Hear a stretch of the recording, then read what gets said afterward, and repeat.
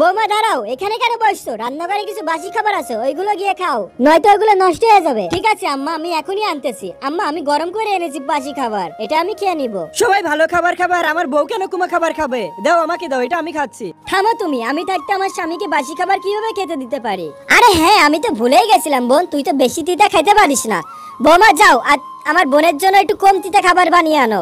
দুঃখিত আন্টি, এখনই যাচ্ছি আমি। তোমার বৌমা তো অনেক ভালো, তোমার সব কথা শোনে। আরে কই, এটা তো শুধু সামান্য।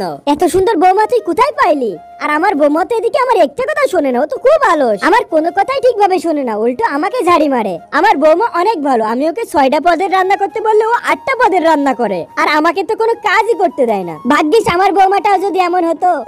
আজকে তো আমি পুরো ক্লান্ত হয়ে গেছি। ভাবি আজকে তোমার কি হয়েছে? কি ব্যাপার, আজকে তুমি আমাদের খেয়াল রাখছো দেখছি। সর এখান থেকে। বৌমা আজকে তো তুমি অভিনয় করে ফাটিয়ে দিয়েছো।